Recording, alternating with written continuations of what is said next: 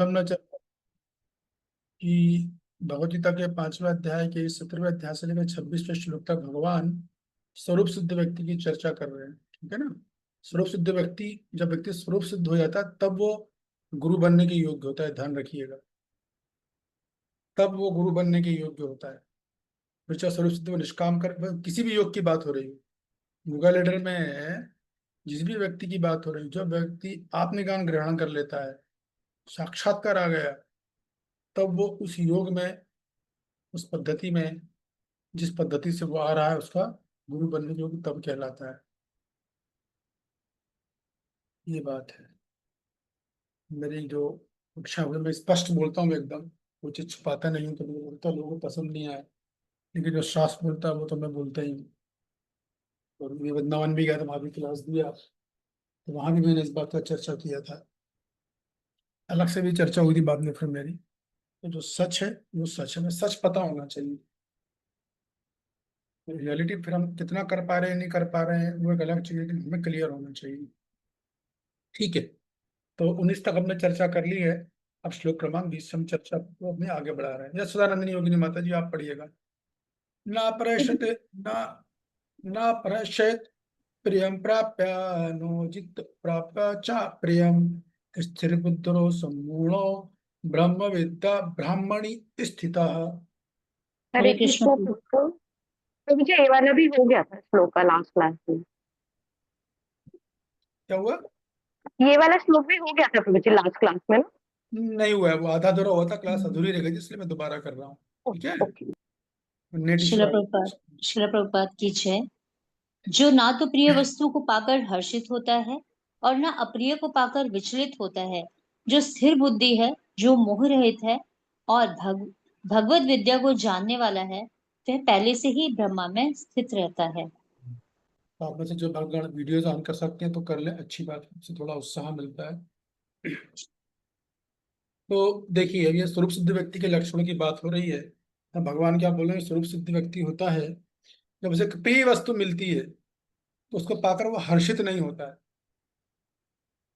कोई भक्ति शास्त्री कर रहा है और वर्ष डिग्री मिल गई उसको, तो बोल रहे हैं हर्षित मत हो।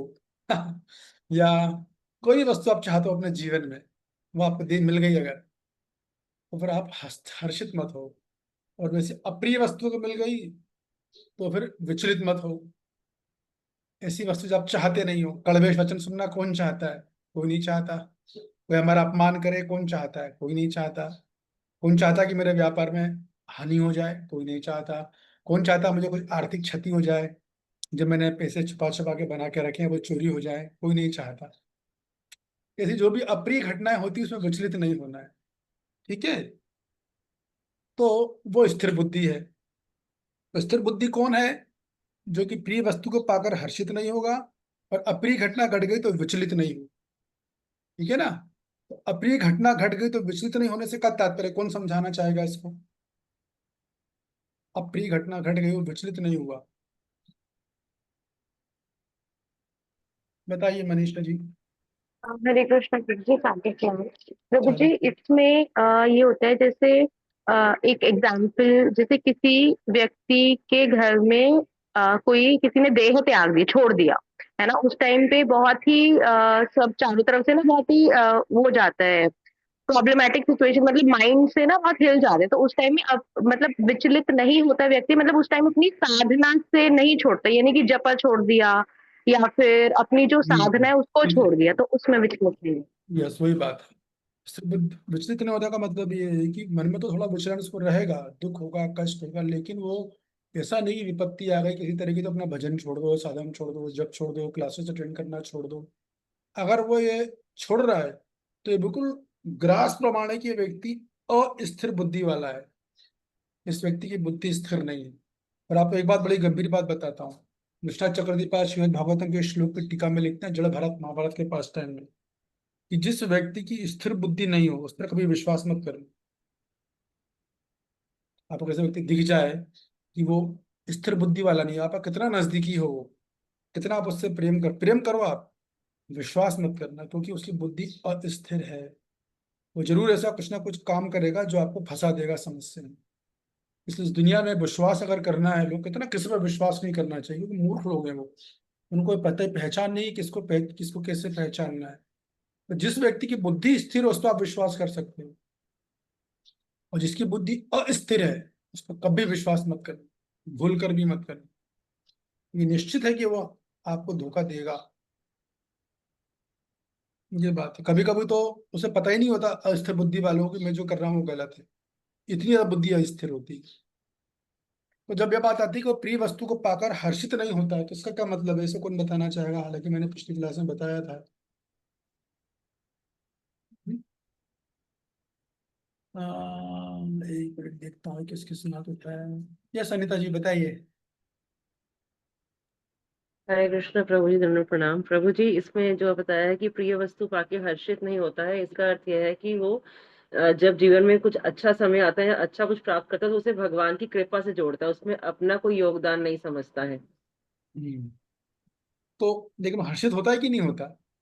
भक्त है या कोई भी योगी है, हर्षित होगा कि नहीं होगा? उसे भगवान की कृपा के रूप में ही लेगा प्रभु जी, वो तो। हाँ, लेकिन हर्षित होगा कि नहीं होगा? कृपा तो मिल गई, अब मान लो आपको कृपा मिल गई, आप गए, तो आप हर्षित होंगे कि नहीं होते?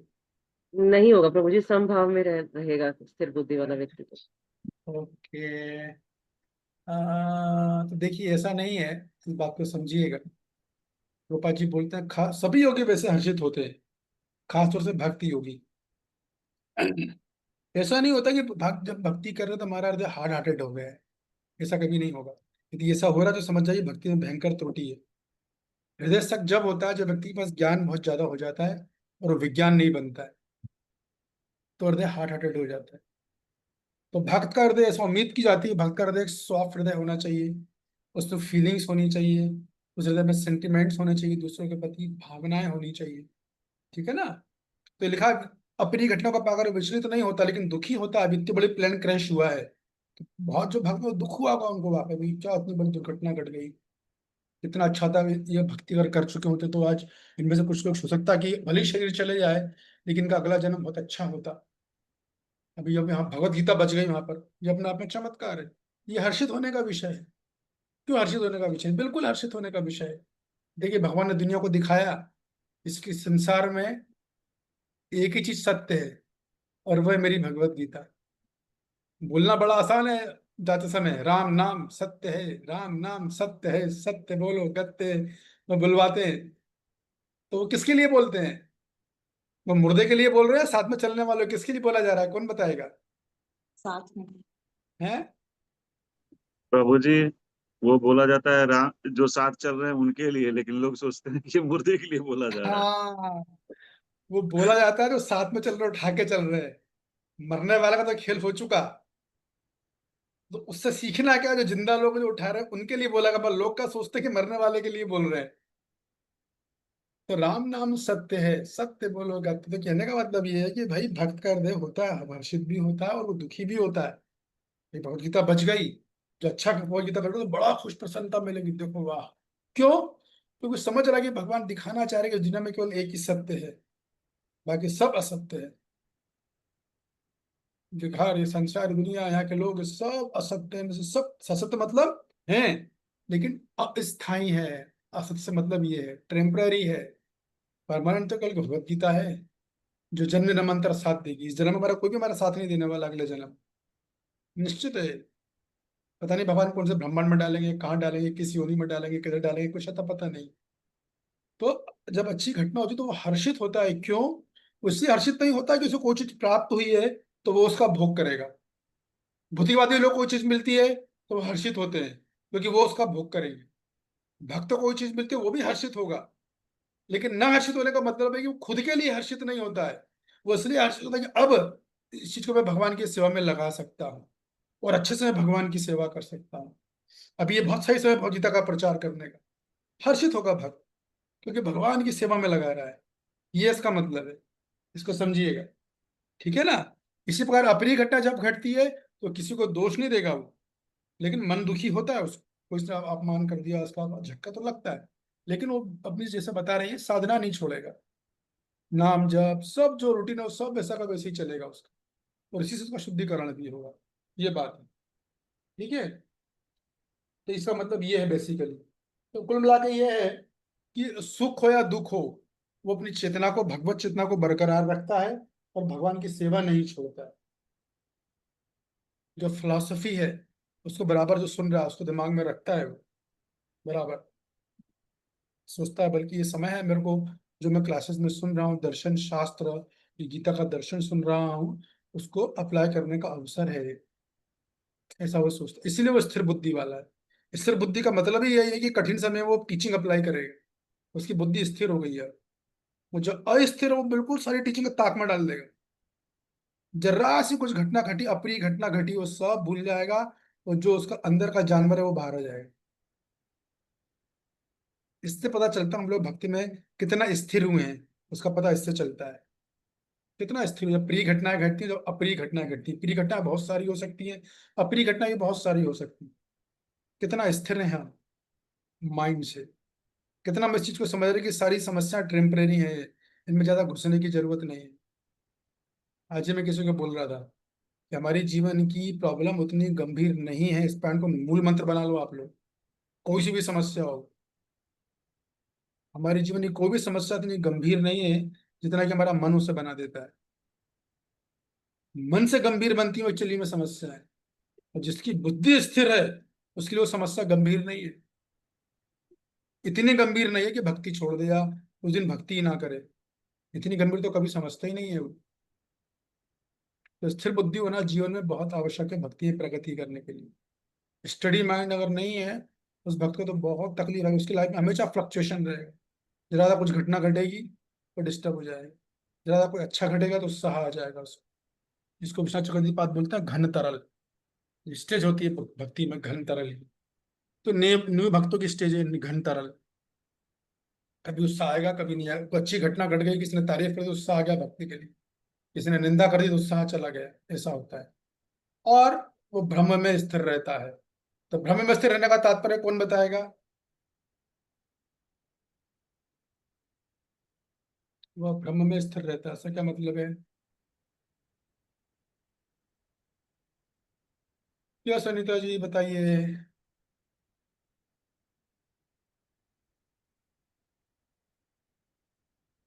अनिता माता जी, आपने हाथ उठाया ना, कहाँ गई? यह सन्मत प्रेक्षक प्रभु, क्या अर्थ है ब्रह्म में स्थित रहने जी, का? हरे कृष्ण प्रभु जी, दंडवत प्रणाम। हाँ। प्रभु जी, मतलब ब्रह्म में स्थिर का मतलब ये समझ सकते हैं कि कोई प्रिय या अप्रिय घटना हुई तो भी भगवान में अविरत विश्वास रखता है, प्रेम रखता है, और अपनी नित्य जो साधना है वो चालू रखते हैं। तो उसी को हम वो ठीक है, भगवान में लीन ठीक हो है, ठीक जाते है। हैं जी। अब आप ये बताइए कि मैंने क्लास शुरू करने के पहले क्या बोला था, किसके लक्षण है ये? स्थिर बुद्धि के स्वरूप सिद्ध व्यक्ति के। स्वरूप स्वरूप से सिद्ध जी। और स्वरूप जी सिद्ध व्यक्ति का मतलब क्या है? जो जिसने अपने आप को जाना। ये साक्षात्कार कर चुका हो कि मैं जी, शरीर आत्म नहीं आत्मा साक्षात्कार। हूँ। इसको समझो बात को, आप इसको बोलते हो स्वरूप सिद्ध। हमारा स्वरूप क्या? हम आत्मा है, ये हमारा एक स्वरूप है। हम लोग तो और आगे चले जाते हैं, वैष्णव सिद्धांत हम तो दास मानते हैं, लेकिन दूसरे योगी तो अपने आप को आत्मा ही मानते हैं ना। तो उसे सिद्ध कर लेते जी हैं, उसको बोलते हैं ब्रह्म में स्थित होना। मतलब फिक्स्ड हो गया कि मैं शरीर नहीं, मैं आत्मा हूँ। तो ऐसा वस्तु जो होता है वो बस, इसके लक्षण है। प्रिय वस्तु को पाकर हर्षित नहीं होगा, अप्रिय को पाकर विचलित नहीं होगा, बुद्धि स्थिर रहेगी, मोह रहित रहेगा संसार से, संसार की समस्याओं से, संसार के गुण दोष और लाभ से, और हमेशा आत्मा में रमण करेगा। ब्रह्म में स्थित है, मतलब उसने अपने आप को फिक्स कर लिया है कि मैं आत्मा हूँ, मैं शरीर नहीं हूँ। ये मतलब है इसका, ठीक है। जी। इन चीजों का जब मैं बोलता हूँ आप लोग नोट कर लिया करो, ये इंपॉर्टेंट चीजें होती हैं। कौन पढ़ रहा था? लाल अक्षरों वाला पढ़ लीजिए प्लीज। यस प्रभु जी। इस ज्ञान के कारण वह परम सत्य अर्थात ब्रह्मा परमात्मा तथा भगवान के ज्ञान को भली भांति जान लेता है। बस, ये किसकी बात हो रही है यहाँ पर? यहाँ प्रभुपाद जी तात्पर्य में सु- कौन से योगी की बात कर रहे हैं? अष्टांग योगा लीडर से किस योगी की बात हो रही है? हम्म, राकेश प्रभु। जी प्रभु जी। किसकी बात हो रही है? प्रभु जी लाइन बता दीजिएगा, एक बार फिर से दोहरा दीजिएगा। लाल अक्षर नहीं दिख रहा है आपको स्क्रीन एक पर? मिनट, एक मिनट, एक मिनट। अ, इस ज्ञान के कारण ये प्रभु जी, ये भक्त योगी की बात हो रही है। हाँ, अरे मैं गला फाड़ चुका। भगवान बोलेंगे निष्काम कर्म योग, प्रभा जी तात्पर्य बोलेंगे भक्ति योग। और वो नहीं भी पता तो एकमात्र भक्ति योग ही तो जिसको तीनों का साक्षात्कार होगा। ब्रह्म का भी होगा, परमात्मा का भी होगा, भगवान का भी होगा। बाकी तो किसी को तीनों का हो ही नहीं सकता, ना ज्ञानवादी को ना अष्टांगवादी को। ठीक है ना? तो कुल मिला के सारांश बात यह है कि जब व्यक्ति आत्मा के स्तर पे आता है ना, तब वास्तव में उसमें सरलता आती है। ये समझ लो इस बात को आप। सरलता की बातें करना भी आगे और बोलने वाला हूँ आपको। बातें करना बहुत आसान है, प्रवचन देना बहुत आसान है दूसरों को। एक्चुअल सरलता कब आती है? सरलता का मतलब ये है कि मैं शरीर नहीं, मैं आत्मा हूँ। ऑटोमेटिक सरल हो जाएगा वो, क्योंकि उसको अपनी औकात पता चलेगी कि मैं एक्चुअली में हूँ क्या। ये बात इसीलिए जो भी कार्य करता है उसके परिणामों के प्रति वो निरपेक्ष रहता है, मतलब उनसे आसक्त नहीं होता है। बाहरी रूप से कार्य करेगा तो ऐसा लगेगा कि आसक्त है, लेकिन अंदर से वो एकदम उसका मन स्थिर है, उसे परिणाम से कोई वो नहीं है। फॉर एग्जाम्पल, अभी मौसम खराब है तो हमको पता चलेगा मानसून आने वाला है। तो मानसून आए या ना आए, हम लोगों को ना मानसून आने से बहुत आशा होगी ना निराशा होगी।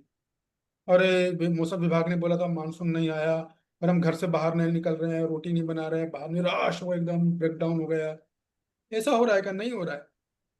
इसको बोलते हैं स्थिर बुद्धि वाला। और अगर मानसून आ गया तो सारे छोड़ के खूब खुशी में नाच रहे हैं, जश्न मना रहे हैं, वो भी नहीं कर रहे। इसको बोलते हैं स्थिर बुद्धि। ये एग्जाम्पल है, समझाया आप। ये बात है। श्लोक क्रमांक 21। कौन पढ़ेगा?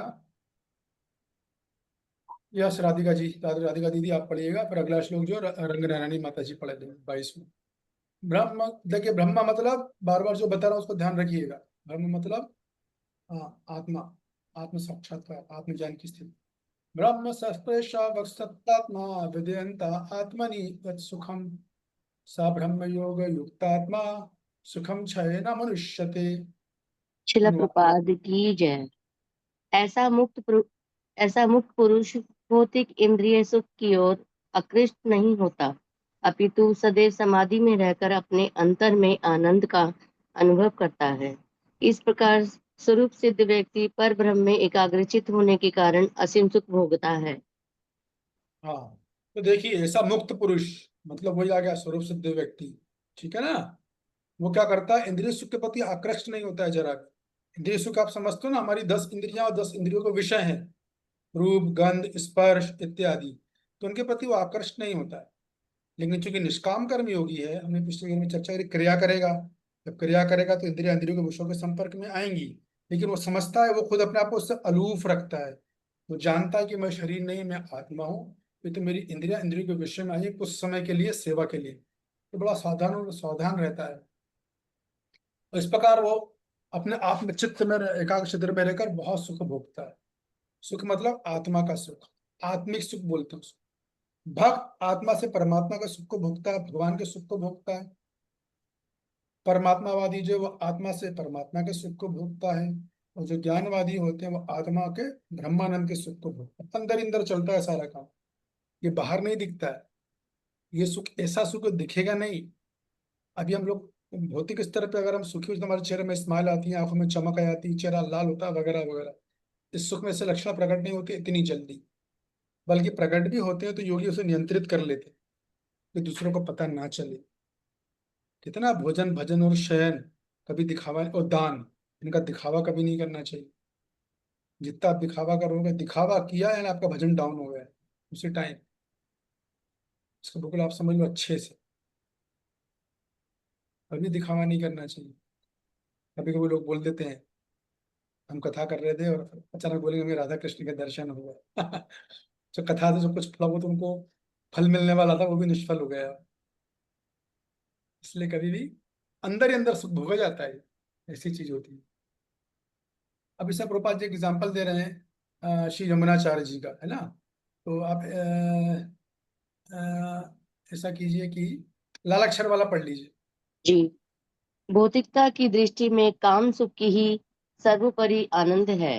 सारा संसार उसी के वशीभूत है। और भौतिकतावादी लोग तो इस प्रोत्साहन के बिना कोई कार्य ही नहीं कर सकते, किंतु कृष्ण भावनामृत में लीन व्यक्ति कामुक के बिना ही उत्साहपूर्वक अपना कार्य करता रहता है। यही आत्म साक्षात्कार की कसौटी है। तो देखिए भौतिक जगत में तो क्या है भाई, तरह तरह के सुख हैं। हम सब लोगों ने भक्ति माला से पहले सारे सुख भोगे भी होंगे, हो सकता है कुछ ने नहीं भी भोगे, मगर फिर भी सुख की प्रवृत्ति तो है। तो क्या होता है कि जो आत्मज्ञानी होता है, स्वाभाविक है कि उसका सुख में प्रति कुछ भी उसका आनंद नहीं होता, कुछ जीरो, वो भले वो क्रिया भी कर रहा हो। ये सोचो आप बात, क्योंकि भौतिक सुख जो कि शारीरिक स्तर पर है, तो अगर वो क्रिया भी कर रहा होगा, क्रिया तो वो तो करता ही नहीं है, मान लो कर भी रहा है अगर निमित्त किसी भगवान की सेवा के लिए, तो वो उसमें उस क्रिया से आनंद नहीं आएगा। आनंद आया तो भगवान की सेवा से आएगा।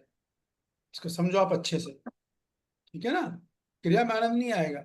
तो भौतिक जगत में सब लोग इंद्रिय सुख में भग रहे हैं, सुबह से लेकर रात तक यही कर रहे हैं। वो तो उठेंगे, पा फा भामा, परिश्रम करेंगे खूब, परिश्रम करने के बाद इतना फेन आ जाएगा, मुंह से फेन निकलता है जैसे जानवरों को निकलता है ना, वैसे मनुष्य का फेन निकल जाता है। पा फा भा, फेन निकलने के बाद उसे भय हो जाता है। परिश्रम करके जो कुछ कमाया अब उसको बचा के रखना है, तो भय हो जाता है। पा फा भा और माँ, अंत में इतना भय हो जाता है कि मृत्यु हो जाती है। ये भौतिक जगत का है। भक्तों का है अपर वर्ग है, उनका है पावर्ग, हमारा है अपर वर्ग, कि हम इन सब को भगवान की सेवा में यूज करते, उपयोग करते हैं। तो देखिए यहाँ बड़ी महत्वपूर्ण बातें हैं कि कभी भी ये नहीं समझना चाहिए कि ये तो बात हो रही है स्वरूप सिद्ध व्यक्ति की, स्वरूप सिद्ध व्यक्ति के लिए, अभी हम लोग स्वरूप सिद्ध नहीं हुए हैं, ठीक है ना। तो हमें भी संसारिक कई सुखों की इच्छा होगी भोगने की, ऐसा नहीं कि नहीं। तो उसे छूटना कैसे है, उधर विचार देना है। तो छूटने का सबसे पहला तरीका है कि पहले स्वीकार कर लेना है कि मेरे में इच्छाएं हैं। पहला काम ये है। अगर स्वीकार नहीं कर रहे तो कभी नहीं जाने वाला। अगर चाहते कि हमारी जो भी हमारी इच्छाएं हैं इस संसार को भोगने की, सबसे पहले हम उनको स्वीकार कर ले कि हाँ मेरे में इच्छाएं हैं। अब स्वीकार करने का मतलब ये नहीं है कि सोशल मीडिया पे वीडियो भेज दें, हम लाउड स्पीकर लगा के चिल्लाने लगे। लेकिन जो वरिष्ठ भक्त हैं उनको बताते हैं जाके, अपने आप पहले खुद में स्वीकार करते हैं मेरे में इच्छा है। तो ये स्वीकार करने से ही 50% तो इच्छा वहीं खत्म हो जाती है उसी टाइम। 50% का कोटा खत्म केवल एडमिट करने से। यहां तक कि हमने स्वीकार करके वो इच्छा पूरी कर भी ली तो भी कर्मा नहीं आएगा। ये बता दूं मैं आपको, कर्मा नहीं आएगा अगर स्वीकार कर लिया, ठीक है ना। और फिर दूसरी बात यह है कि कभी भी इस चक्कर में नहीं पड़ना चाहिए कि मैं अपनी इच्छा को पूरी तरह मिटा दूं। ये संभव नहीं है, मूर्खों का काम है, टोटल मूर्खों का काम है। जैसे कि भक्ति में मैंने बहुत एग्जाम्पल देखे हैं। कुछ भक्त लोगों के प्रवचन सुने, प्रभुपाद जी की पुस्तक पढ़ी, आज से हम स्वादिष्ट खाना नहीं खाएंगे या आज से हम मीठा नहीं खाएंगे, ये तरह तरह की कसम ले लेते हैं। तो कुछ समय तो चलती है, वो दृढ़ता पूर्वक करते हैं, साल 2 साल 4 4 कहीं 5 साल तक भी कर लेते हैं। उसके बाद उनका ऐसा पतन हुआ, ऐसा पतन हुआ है, अभी ये भी नहीं पता कि वो भक्ति कर भी रहे हैं या नहीं कर रहे। अभी ऐसा क्यों, दिखाया तो अच्छे काम कर रहे थे, इंद्रियों को नियंत्रित करने का प्रयास कर रहे थे, इंद्रिय निग्रह कर रहे थे, ऐसा क्यों हुआ फिर। वो तो बोल सकते थे गीता का ही पालन कर रहे थे। भगवान बोलते हैं ना गीता में, मैं इंद्रिय नियंत्रित करो। इसलिए बोलते हैं कि चीजों को प्रैक्टिकली समझना पड़ता है। यस राकेश प्रभु। हरे कृष्ण प्रभु जी, धन्यवाद, प्रणाम प्रभु जी। इसके पीछे कारण है कि हमें कृत्रिम रूप से इंद्रिय नियंत्रित नहीं करना। मेरी आवाज आ रही है प्रभु जी? हाँ थोड़ा तेज बोले तो अच्छा है, वैसे सुन पा रहा जी हूँ। प्रभु जी, मैं ये कह रहा था कि इसमें यही कारण है कि हमें इंद्रियों को कृत्रिम रूप से नियंत्रित करने का प्रयास नहीं करना है, अपने इंद्रियों को और इच्छाओं को भगवान की तरफ मोड़ना है। हम्म। लेकिन भगवान की तरफ मुड़ने में भी गड़बड़ियां होती है ना। ऊपर नीचे होता रहता है। अगर हम कृष्ण को सेंटर में ले आएंगे प्रभु जी तो गड़बड़ी नहीं होगी। हाँ वो ये बताना चाह रहा हूँ कि ये सेंटेंस ठीक नहीं है, ये सेंटेंस ठीक नहीं है। क्या मतलब भक्ति कृष्ण में देखा, मैंने कहा ना बिल्कुल प्रैक्टिकल बोल बात करने वाला व्यक्ति हूँ मैं। तो जब भगवान की समय मिला है तो भी गड़बड़ी होती है, और वो होगी। वो कब नहीं होगी, जब स्वरूप सिद्ध बनेगी। ये जो लक्षण स्वरूप सिद्ध व्यक्ति के, तुम्हारे केस में गड़बड़ी होगी तो उसका क्या। यस मनीषा जी। यस प्रभु जी, मैं भी यही बोल रही थी कि उनकी योग्यता, अभी उनकी प्रैक्टिस इतनी नहीं हुई होती है, अभी वो गाइडेंस में एज इट इज फॉलो नहीं कर रहे होते, इसलिए गड़बड़ी आती है।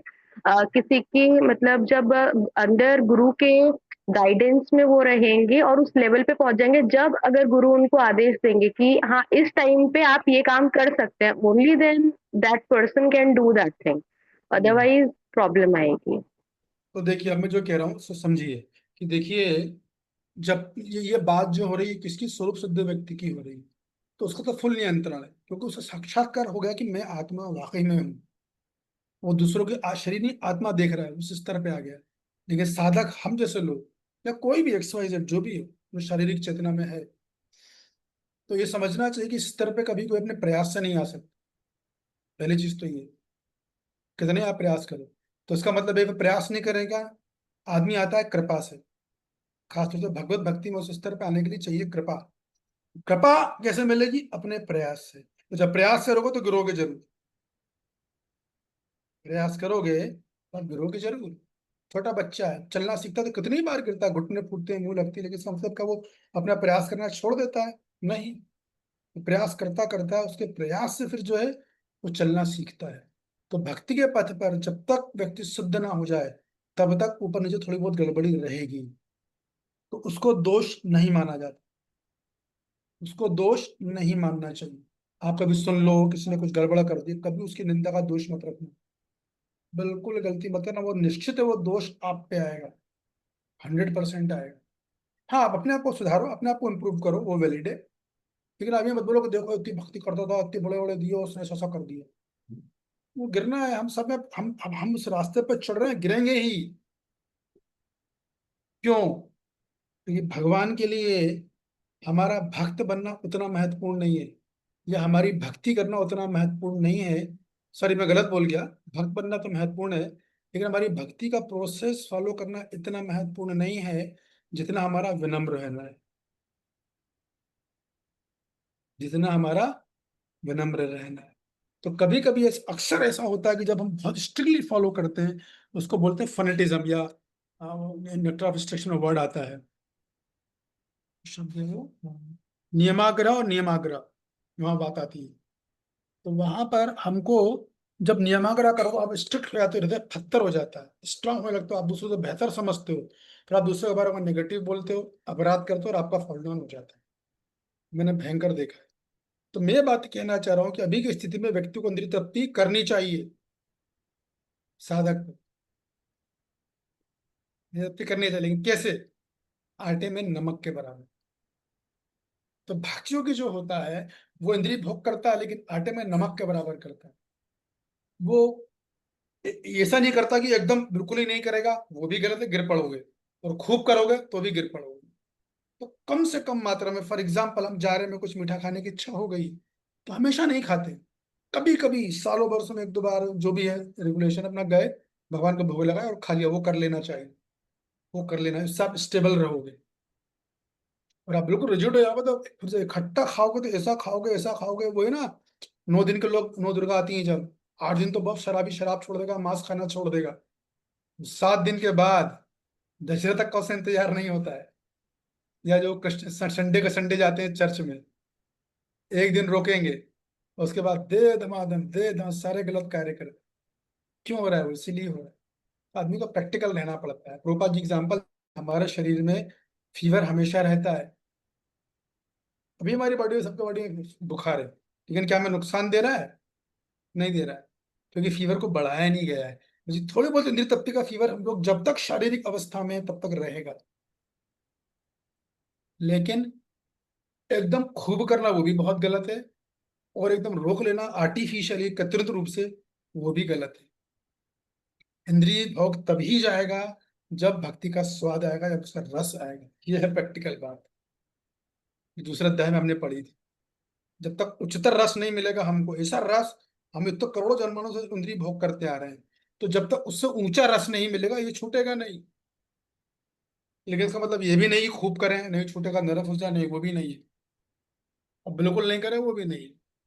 जैसे बहुत एक बार कदम कान महाराज बोल रहे थे, खाने की इच्छा होती है, इंद्रियों को नियंत्रित रखते हैं हम लोग, खासतौर से ब्रह्मचारी आश्रम में, कम खाना है, ज्यादा स्वादिष्ट भोजन नहीं करना है, लेकिन जब फीस्ट होती है तो बोलते हैं पूरे घोड़े छोड़ दिया करो, सब दबा के खा लिया करो, क्योंकि उससे प्यूरिफिकेशन होगा, उससे प्यूरिफिकेशन होता है। अभी आगे और बताने वाला हूँ इस कॉन्सेप्ट को। तो कुल मिला के मेरे कहने का मतलब ये है कि ये जब तक भक्ति में रस नहीं मिल रहा, इंद्रिय तृप्ति रोकना आर्टिफिशियल है, कृत्रिम। इसका अर्थ ये भी नहीं कि खूब करें बहाना बना के, वो भी गलत है। अपना पूरा नियंत्रण रखें, जितना संभव हो नियंत्रण रखें, लेकिन कभी कभी बीच में थोड़ा घोड़ों को, इंद्रिय घोड़ों को छूट दे देनी चाहिए, उससे आप टिके रहोगे। वो छोड़ना आपको स्टेबल बना के रखे। ये तो खट से घोड़ा पलटता ना, वो तांगा पलट जाता है, ऐसा बहुत देखा गया। ये आ गया श्लोक, यही संस्कृत जाप होगा, दुखी हो न एवते आदांतवंत कौन्तेय न तेषु रमते बुधा। हरे कृष्णा प्रभु जी, दंडवत प्रणाम। प्रणाम। बुद्धिमान मनुष्य दुख के कारणों में भाग नहीं लेता, जो कि भौतिक इंद्रियों के संसर्ग से उत्पन्न होते हैं। हे कुंती पुत्र, ऐसे भोगों का आदि तथा अंत होता है, अतः चतुर व्यक्ति उनमें आनंद नहीं लेता। ये ही, ये माने इंद्रिय तृप्तिया, इंद्रियां संस्पर्श, संस्पर्श करती हैं किसको? इंद्रियों के विषय को। इंद्रियां जब इंद्रियों के विषय के संपर्श में आती हैं, भोगा, भोगा मतलब भोग करना। इंद्रियां जब इंद्रियों के संस्पर्श में, इंद्रियां इंद्रिय विषयों के स्पर्श में जब आती हैं तो वो भोग करती है, ठीक है ना। उससे क्या होता है? दुख योनिया एवते, कि ये जो भोग है ना, ये क्या है? ये दुख की योनि है। योनि, जैसे योनि से क्या होता है, किसका जन्म होता है? शिशु का, शिशु का, बालक का जन्म होता है। तो जो इंद्रिय भोग है या भौतिक सुख की जो योनि है ना, इससे दुख रूपी शिशु का जन्म होता है, दुख रूपी बालक का जन्म होता है। तो कुल मिला के बात ये हो रही है कि सांसारिक भोग जो है वो भोगते समय तो अच्छा लगता है, लेकिन ये दुख की योनि है, मतलब ये दुखी देगी, निश्चित कष्ट देगी, दुख देगी, निश्चित रूप है, इसमें कुछ संदेह नहीं है। आदांतवंत कौन्तेय, और ये क्या करती है? आदि से लेके अंत तक, आदि यानी शुरुआत और अंत तक, आदन, आदंतवंत, अंतवंत, अंत मतलब अंत काल तक, आदि मतलब प्रारंभ तक। तो प्रारंभ से लेकर क्या होता है? न तेषु रमते बुधा, बुधा है जो बुद्धिमान लोग, आदि से लेकर अंत तक ये दुख देती है। और बुधा मतलब बुद्धिमान लोग है, हे कुंते यानी हे अर्जुन, बुद्धिमान लोग इसमें रमण नहीं करते, ये बात बोल रहे हैं भगवान। इंद्रिय सुख मतलब दुख की योनि, ये 100% है। जो बुद्धिमान होते हैं वो इसमें रमण नहीं करते, इस बात को बोला जा रहा है, ठीक है। तो ये जो ज्ञानवादी होते हैं या अष्टांगी, वो इसको एग्जैक्टली फॉलो करते हैं, और चूंकि वो एग्जैक्टली फॉलो करते हैं, अपनी खुद की शक्ति से करते हैं, इसलिए उनके गिरने का प्रयास की संभावना बहुत बनी रहती है, और गिरते भी हैं। भक्तों की भी गिरता है, ऐसा नहीं कि नहीं गिरता, वो भी गिरेगा, बहुत बड़ा फर्क है। अगर वो गिर रहा है तो चूंकि वो प्रभु के आश्रय में है, साधु गुरु के आश्रय में, शास्त्र के आश्रय में, उससे उंगली पकड़ के चल रहा है, तो गिर के भी वो फिर खड़ा हो जाता है, बच जाता है। तो भक्ति का जो पथ है एक्चुअली में कृपा का पथ है। इसका अर्थ ये नहीं कि प्रयास नहीं करना है, प्रयास करना है। क्यों? कृपा को आकर्षित करने के लिए, भगवान की कृपा को आकर्षित करने के लिए प्रयास करना अति आवश्यक है। लेकिन उधर कृपा कुछ नहीं है, अन्य योग में, वहां तो खुद की शक्ति से करो जितना कर सकते हो, ये बात आ रही है। तो जो विषय होते हैं, ये क्या होते हैं? भौतिक सुख जो होता है ये हमेशा दुख प्रदान करने वाला होता है कि नहीं? लड़के नहीं कार लेना है, अभी इंद्रिय भोग है, हमारी कार आई, हमारी कार आई, इंद्रिय भोग कब है?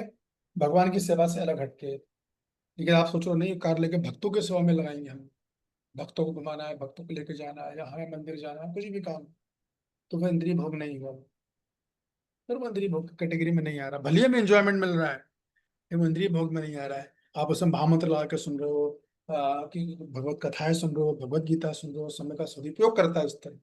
तो ऐसा नहीं कि भक्त इंद्रिय भोग नहीं कर रहा है, भक्त भी कर रहा है। हम लोग खाना खा रहे हैं, बड़ा अच्छा स्वाद मिलता है हमको रोज, तो हम इंद्रिय भोग नहीं कर रहे, बराबर कर रहे हैं। हम लोग कपड़े पहनते हैं, हम अच्छे लगते हैं, लोग बोलते भी हैं, अरे बड़े सुंदर लग रहे हो आज तो आप, तो क्या इंद्रिय भोग नहीं हो रहा है? बराबर हो रहा है, इंद्रिय भोग तो हो रहा है।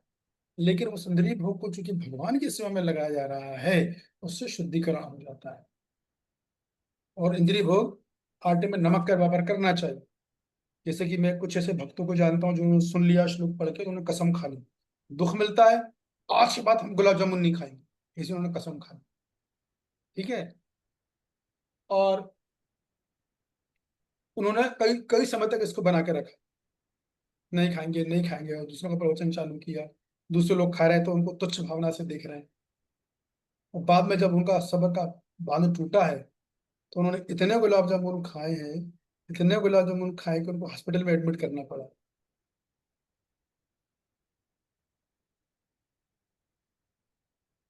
तो दुख आया कि नहीं आया? तो रोक रहे थे तो भी दुख आ गया। तो नहीं खाना वो भी आसान है, इसको समझिए बात। नहीं खाना एक बार आसान है, और खूब खाना 10 खाऊंगा वो भी आसान है। कठिन क्या है? खाऊंगा, केवल एक खाऊंगा, हाँ वो है चुनौती। वो होती है चुनौती। जैसे शराबी होता है ना, शराबी को आप बोलो केवल एक पेग पियो तो नहीं पिएगा वो, बोलेगा मुझे मेरा पूरा कोटा चाहिए, आधी बोतल पूरी बोतल जो भी, क्योंकि वो आसान है। लेकिन एक पेग पी के रुक जाना वो चुनौती है। तो इंद्रिय भोग थोड़ा बहुत हम लोग करते हैं भक्ति में, लेकिन नहीं करते हैं जितना आवश्यक है, जो हमें सेवा के दौरान मिल रहा है। तो भक्त जो इंद्रिय भोग करता है, ऐसा नहीं करता है कि इंद्रिय भोग नहीं करता है, करता है। स्वाभाविक रूप संसार में इंद्रियां संस्पर्श में आती हैं, लेकिन उससे क्या होता है, वो शुद्ध हो जाता है। जैसे निट्रा विश्लेषण में बताते हैं, 3 चीजें एक लाइन में है, जीवा, उदर और जननेंद्रिया, तीनों एक लाइन में बनाई भगवान। इनको नियंत्रित कैसे किया जाता है? भगवान का प्रसाद खाकर। सिंपल मेथड है। भक्ति भाव से भगवान को भोग लगाओ, और भक्ति भाव से अगर आप ग्रहण कर रहे हो कि मेरी सेवा है, ना कि मुझे खाना है, इंद्रिय भोग से नहीं, भक्ति भाव से ग्रहण कर रहे हो, तो स्वाभाविक है तीनों चीजें एक साथ लाइन में आ जाती है। तो भक्त भी कर रहा है, लेकिन वो नियंत्रित रूप से कर रहा है, आटे में नमक के बराबर है। एकदम मिनिमाइज नहीं करना है उसको। जब तक जब स्वरूप सिद्ध बन जाएंगे हम लोग, तो वो ऑटोमेटिक मिनिमाइज हो जाएगा। जब हमें भक्ति का उच्चतर रस मिल जाएगा, तो ऑटोमेटिक कम हो जाएगा, ऑटोमेटिक। बस ये है कि हमें अनावश्यक बिल्कुल नहीं करना। थोड़ा बहुत तो इंद्रिय तृप्ति होती ही है। भगवान की सेवा के लिए जो भी इंद्रिय तृप्ति करते हैं हम लोग, वो आवश्यक आहार, भगवान की सेवा के लिए निंद्रा, भय, मैथुन, ये सब हम कर ही रहे हैं, लेकिन ये भगवान की सेवा के निमित्त किया जा रहा है। तो जो सेवा के निमित्त जितना कम से कम आवश्यक है, उतना करना चाहिए, आटे में नमक के बराबर। और सबका कोटा भी अलग अलग होगा। ऐसा नहीं कि मैं तो केवल एक रोटी खाता हूँ, वो जी 6 रोटी खाता तो इंद्रिय भोग कर रहा है, नहीं। इंद्रिय भोग में सबकी शारीरिक बनावट अलग है, सबकी मानसिक स्थिति अलग है, सबका कोटा कोटा भी अलग है। तो दूसरों को झुंड में मत घुसो, कौन क्या कर रहा है, अपने आप को संभालो बस। ये बात है। जैसे मान लो भीम और 5 पांडव थे, अब जितना खाना 4 भाई खाते थे, उतना खाना भीम अकेला खाते। तो आप ये बोल सकते हो भीम इंद्रिय इंद्रिय भोग कर रहे हैं? फिर तो नहीं।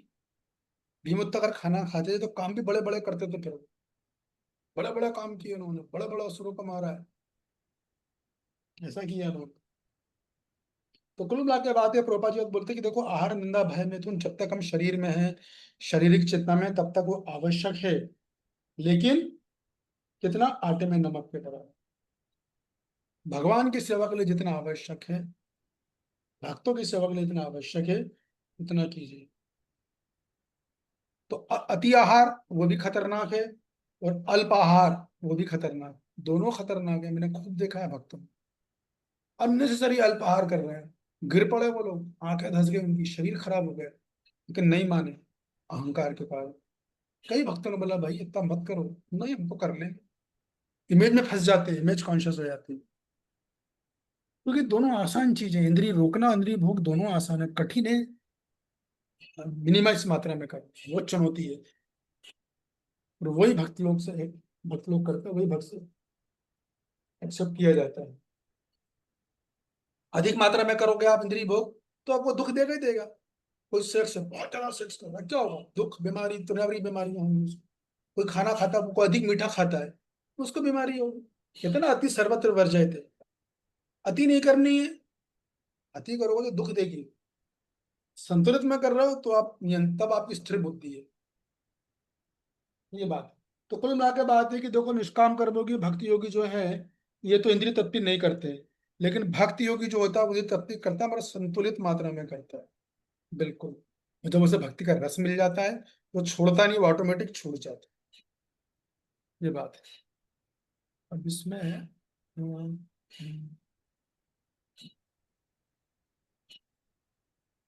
कौन पढ़ रहा था? हाँ जी, हरे कृष्ण प्रभु जी। राधिका दीदी यहाँ से पढ़िएगा। हे पुत्रो, हे पुत्रों, इस मनुष्य योनि में इंद्रिय सुख के लिए अधिक श्रम करना व्यर्थ है। रुक जाइए। ऐसा यहाँ प्रभुपाद जी ये लिख रहे हैं कि इंद्रिय सुख के लिए श्रम करना व्यर्थ है? ऐसा नहीं लिख रहे हैं।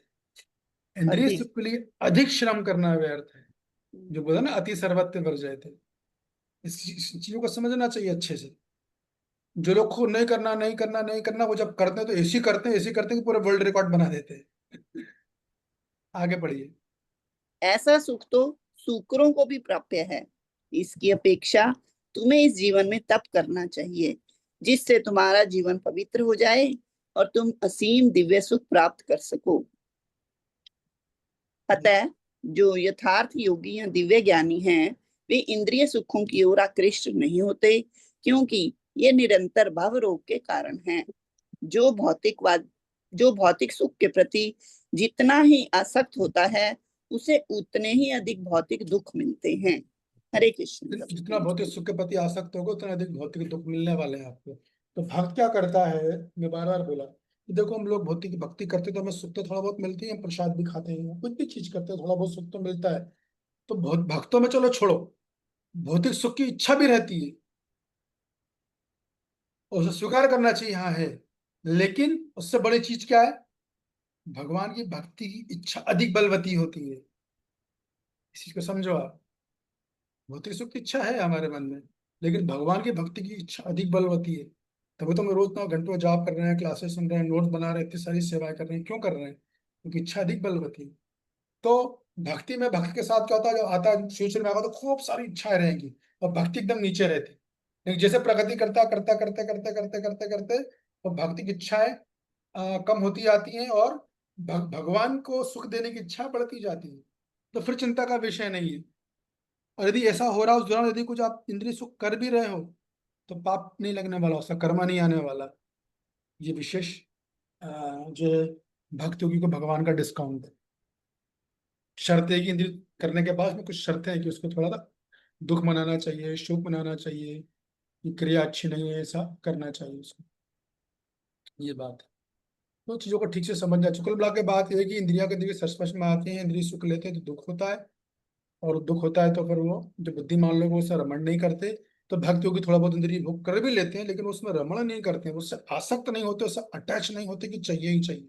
नहीं, कहीं के गए गए मंदिर में गए, घर गए, थोड़ा बहुत मीठा मिल गया तो खा लिया, अपने मन से उनकी इच्छा नहीं है, लेकिन किसी ने ऑफर किया, दिख गया, दिखा, इच्छा हुई, खा लिया। वही भगवान की सेवा समझ के खाया। कभी कभी हम लोग जाते हैं तो हम लोगों को सामने वाले का दिल रखने के लिए खाना पड़ता है, ऐसा हो जाता है। नहीं तो वो लोग अपने आप को इंसल्टेड फील करते हैं, वहां खा लेना चाहिए, तो अगले आदमी को इंसल्ट फील होगी वहां। तो भक्ति जो है ना, बड़ी डायनामिक होती है। भक्ति का सिद्धांत बहुत अलग तरीके से काम करता है। कभी कभी दूसरों को भक्ति में लाने के लिए सब करना पड़ता है। तो आप प्रचार करोगे तो आपको चीजें समझ में आएंगी, कभी कभी ऐसा भी करना पड़ता है। तो भक्ति का में बड़ा डायनामिज्म होता है, कभी वो चीज करनी ही पड़ती है, कभी नहीं, लेकिन कुल मिला के आटे में नमक के बराबर, ये बात है।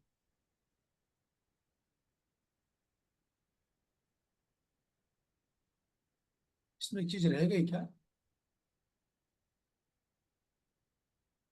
परम मिलते ही होंगे बाबा, चलिए छोड़ दीजिए। हाँ हाँ, यही श्लोक था, ठीक है, याद है। श्लोक क्रमांक 23। कौन पढ़ रहा है? पिछला तो मैंने पढ़ा था प्रभु जी। अच्छा अच्छा। हनुमान कश्यप आपने पढ़ लिया कि नहीं पढ़ा? नहीं नहीं प्रभु जी, नहीं पढ़ा ठीक है। है, पढ़ लीजिए 23 नंबर।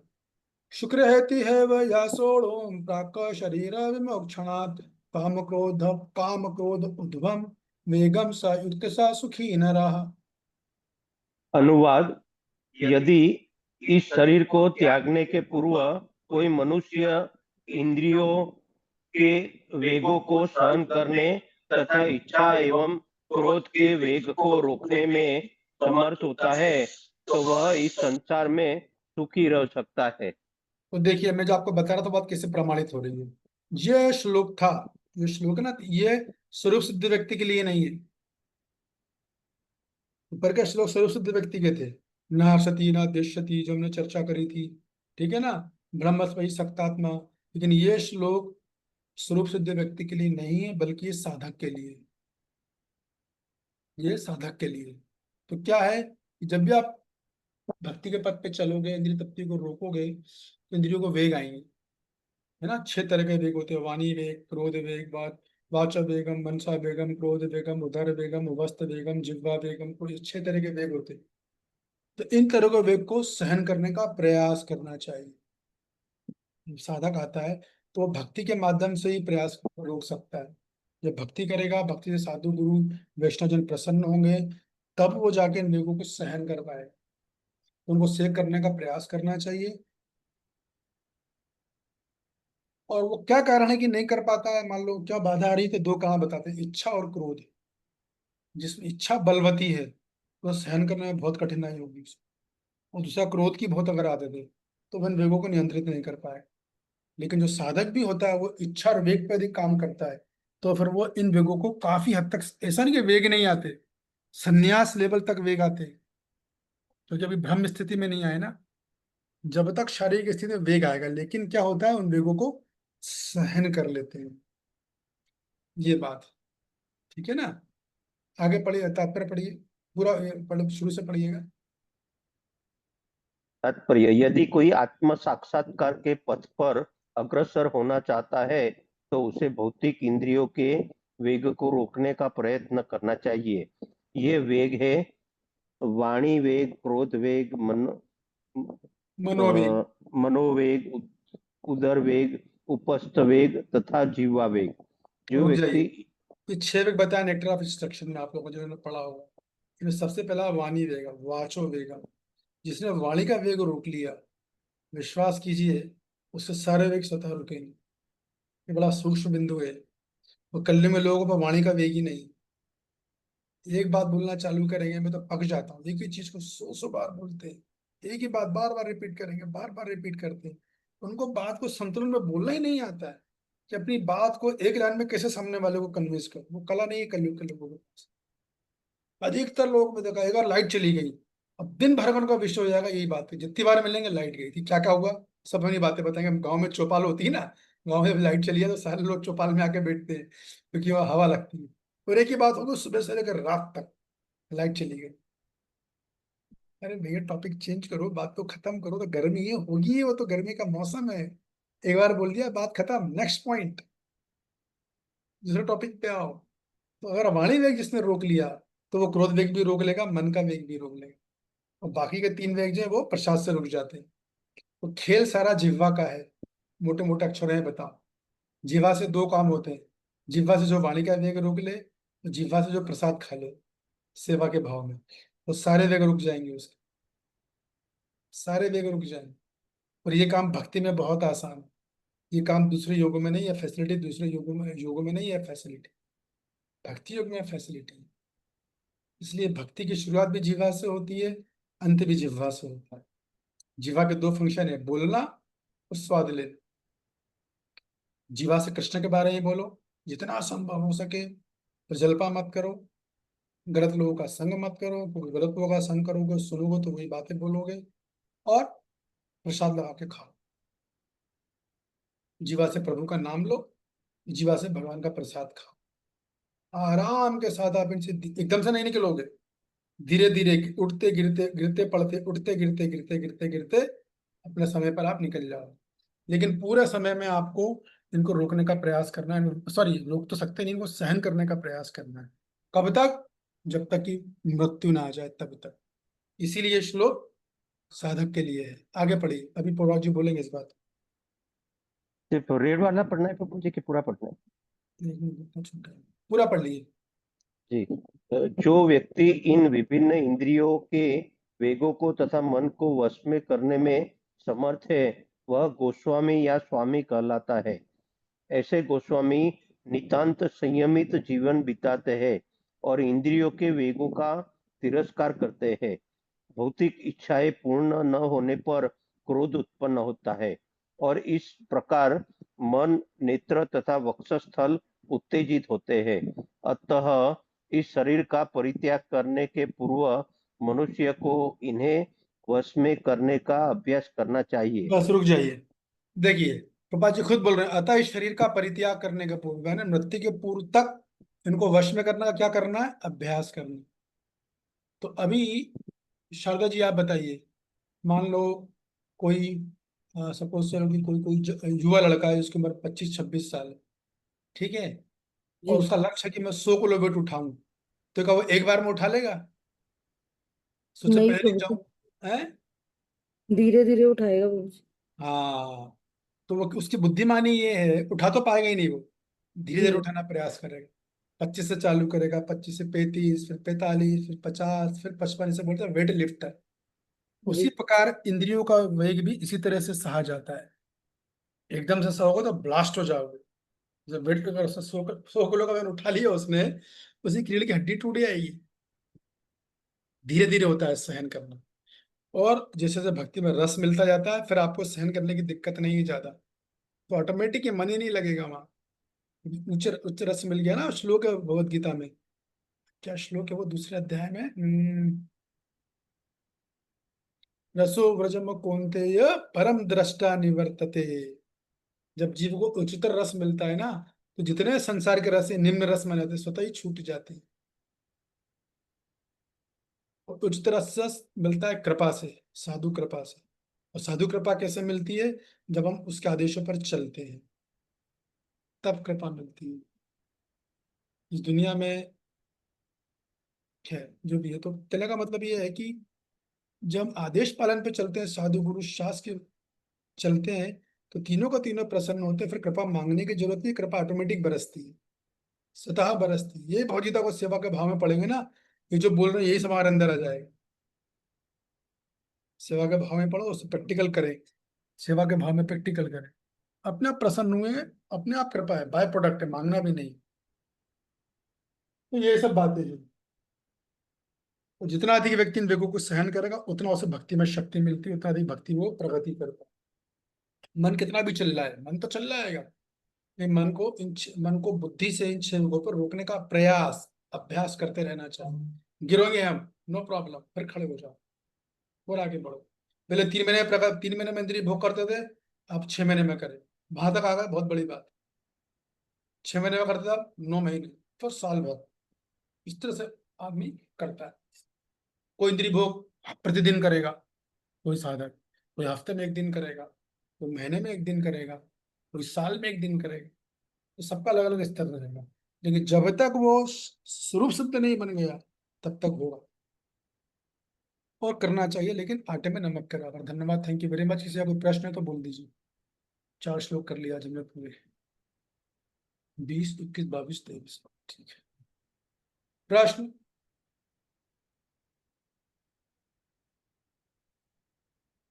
मेरी क्वेश्चन? No question? चलो ये अच्छी बात है। यस, प्रियंका माता जी बोलिए। हरे कृष्ण प्रभु जी, सादर प्रणाम प्रभु अरे, जी। प्रभु हो सके तो मुझे ऐड कर लीजिए जय गुरु जी। आवाज स्पष्ट नहीं आ रहा आपका, मैं सुन नहीं पा रहा। हरे कृष्ण प्रभु जी, सादर प्रणाम प्रभु जी। हो सके तो आप मुझे ग्रुप में ऐड कर लीजिए, क्योंकि जब आपकी मतलब क्लास वगैरह नहीं हो पाती, फिर मुझे शायद नरेश मैंने कर माता लिया जी है, की आपको तरफ। ऐड कर लिया है मैंने। मैं और देख लेता हूँ, 1 मिनट, कर लिया है मैंने, अभी भेजता हूँ मैं। मेरा लिंक भेजा होगा आपको, लिंक नहीं मिला आपको? सॉरी प्रभु जी, नहीं मिला हमें। ठीक है, अच्छा, अभी भेज, मैंने यहाँ तक मुझे याद है मैंने कर लिया है ऐड। आपको मैसेज नहीं आ रहा? नहीं प्रभु जी। अच्छा अच्छा, ठीक है, मैं भी करता हूँ, okay. Thank you so much प्रभु जी। ठीक है। इसे कोई कमेंट, कुछ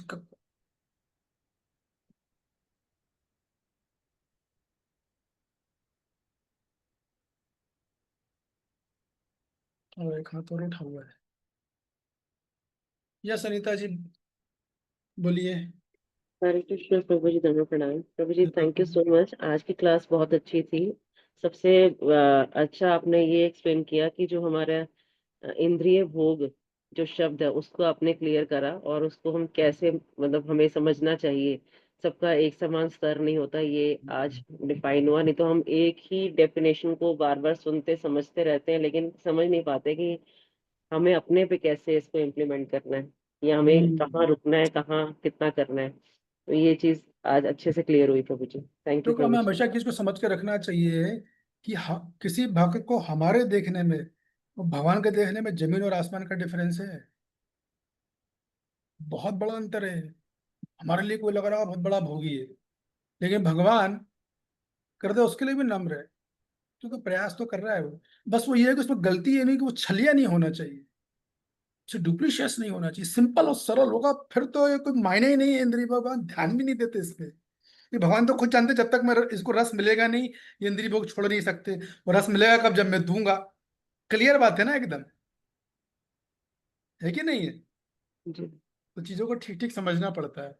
कभी कभी कहता लोग एक ही तरफ की बातें करते रहते हैं, इंद्रिय भोग मत करो, ये हैवी स्टेट। मैंने इसलिए पहले ही बोल दिया था कि मैं थोड़ा प्रैक्टिकल रहूंगा। मैं भी बहुत कुछ बोल सकता हूँ, लेकिन मुझे पता है बात करने का कोई मतलब नहीं है। जो बोलते हैं वो खुद ही फेल हो जाते हैं बाद में।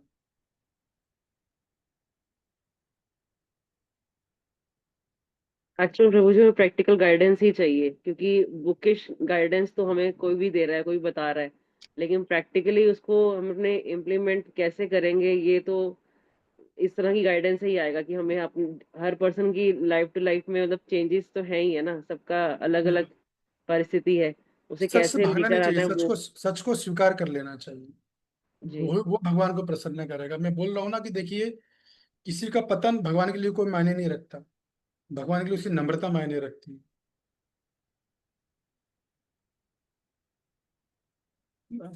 प्रियंका जी, आपको मिला लिंक? देखिए मैंने भेजा है।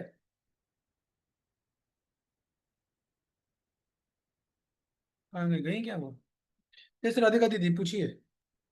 हरे कृष्णा प्रभु जी।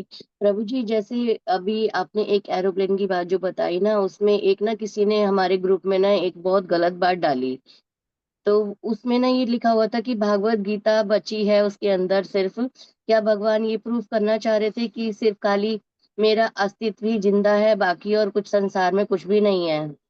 तो प्रभु जी, इसका जवाब क्या होना चाहिए था? क्योंकि मैंने तो उनको ये लिखा कि भी आप होनी अनहोनी भी होती है भगवान के लिए, आप भगवान को दोष नहीं दे सकते इस चीज के लिए।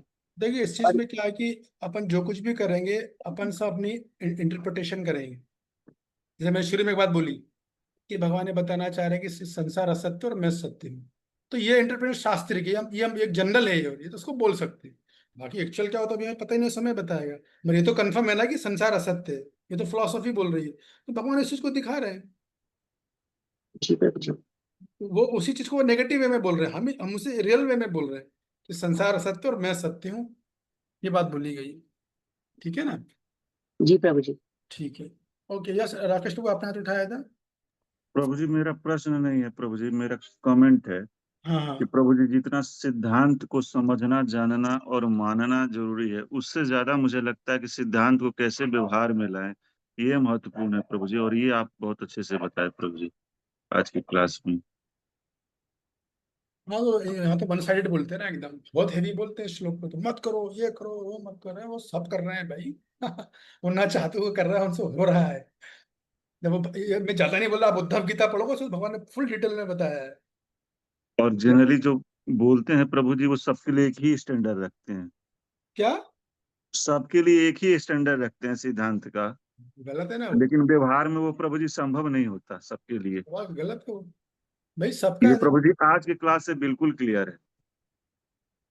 ये तो कॉमन सेंस है भाई। हर भक्ति में जब भक्त लोग आते हैं तो सबका कोटा अलग अलग होता है ना, तो कॉमन सेंस है। एक क्लास में 50 बच्चे बैठे तो क्या सारे बुद्धिमान समझ रहे हो आप एक जैसे रहेंगे क्या? असंभव है ये होगा ही नहीं। सबकी बुद्धि अलग अलग है, सबका स्तर अलग है। वैसे जो लोग भक्ति में आते हैं सबके कर्मों का कोटा अलग अलग है, सबका अपना अलग इतिहास है, सबका क्वेश्चन पेपर भी अलग अलग है, और सबके आंसर भी अलग अलग है। सब इंडिविजुअल है, टोटल खेलिए। भक्ति टोटल इंडिविजुअल है। तो इसको सामूहिक रूप से लेना में गड़बड़ हो कि लोग भ्रमित होते हैं, फिर ये बात होती है ना, भ्रमित होते हैं। सबका कोटा बहुत बहुत अलग अलग। धन्यवाद प्रभु जी आपका। हम लोग देखते हैं कुछ लोग भक्ति में आते हैं एकदम नए नए आते हैं, बहुत तेजी से आगे निकल जाते हैं। कुछ लोग 20 साल से तो अपनी प्रगति नहीं कर पाते, क्यों? वजह है उसकी, सबका कोटा अलग अलग है। कई बात होती है, कुछ लोग भक्ति में पहले जन्म के होते हैं फिर भक्ति के करते हैं, कुछ लोग इस जन्म में आके भक्ति करते हैं। हालांकि वो भी समझ सकते हैं, क्लियर। निशा चक्रवर्ती की टीपा आप पढ़ोगे ना, वो पढ़ी है मैंने, कौन सा कैंटो है वो?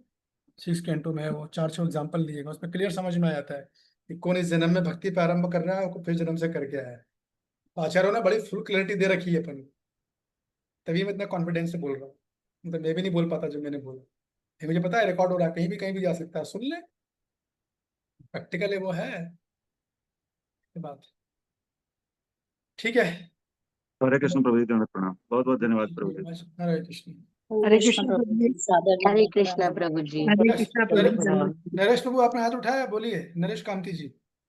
हरे कृष्णा प्रभु जी, सादर प्रणाम आपको। अदर प्रभु जी, मेरा क्वेश्चन ये है कि जो जैसे आपने बोले ना, जो कहीं पे भी किसी के सामने जाते हैं तो उसके सम्मान के लिए उनके साथ मतलब ना के बराबर कोऑपरेट करना है, तो कुछ जैसे आग्रह किया खाने पीने के लिए या फिर कुछ लेना होता है, इस तरह से मतलब जो आप हम कहीं अपना रिश्तेदारी या दोस्ती में या किसी को हम भक्ति के लिए ही आग्रह करते हैं, तो अगर उस वो कुछ देता है आदर से हमें, जो खाने के लिए आग्रह करता है, लेने के लिए, पीने के लिए, तो फिर वो ले लेना चाहिए। तो मेरा आपसे प्रश्न, अगर मान लो वो आपको आग्रह कर रहा है और आपको पता है इसमें लेसन पे आ जाए, तो आप लोगे कि नहीं लोगे? नहीं, लहसुन प्याज तो मैं वैसे भी नहीं खाता प्रभु जी। बस, तो जो चीज जायज है, जहाँ ये तो या जो ये बात हो रही है, ये इस सेंस में हो रही है कि कभी कभी लोगों को इसे नियम बनाते हैं, हम ज्यादा खाना नहीं खाएंगे, डाइट रिस्ट्रिक्शन रखते हैं अपना कि मेरा इतनी कोटा मैं इतना ही खाऊंगा, है ना। पर वो मीठे जी के लिए करो या भोजन प्रसाद को लोगे, कभी कभी गए किसी के पास जाना है तो उसको लाने के लिए, उसका मन रखने के लिए, अभी नए नए जा रहे हैं, तो ठीक है चलेगा, उसको संतुष्ट करना चाहिए। जी भक्ति जी में रिलेशनशिप ज्यादा इंपॉर्टेंट होती है, जी जी जी और बाद में फिर उसको समझा देते हैं, उस टाइम तो खा लेंगे, बाद में जैसे ही मौका मिलेगा तुरंत बोल देंगे उसको, देखिए जैसा मेरा डाइट रिस्ट्रिक्शन है, तो फिर उसको समझ में आता है कि नहीं यार इन्होंने बना रखा है। लेकिन इसका मतलब ये भी नहीं कि चलो बढ़िया मौका मिल गया एकदम और चालू हो जाओ, वो भी नहीं करते। तो सारा कुछ बैलेंस में, संतुलन में होता है, ये मेरा मतलब कहने का है, जी जी। ठीक है ना। तो जी बहुत बढ़िया आज का क्लास रहा आपका। आज आज आज सबसे मतलब पूरा जो क्लास जितने देर तक चला अच्छी तरह से मैं सुन पाया और बहुत अच्छा लगा आज का क्लास आपका। धन्यवाद, बहुत बहुत धन्यवाद आपका, थैंक यू वेरी मच। हरे कृष्णा, दंडवत प्रणाम प्रभु जी। लाइट नहीं, बिना लाइट के मतलब पंखा चल रहा है, बस इतनी गर्मी है, इसमें मैंने कहा आप लोगों की सेवा करना जरूरी है। हरे कृष्णा। हरे कृष्णा प्रभु जी। हरे कृष्णा प्रभु थैंक यू जी। So much.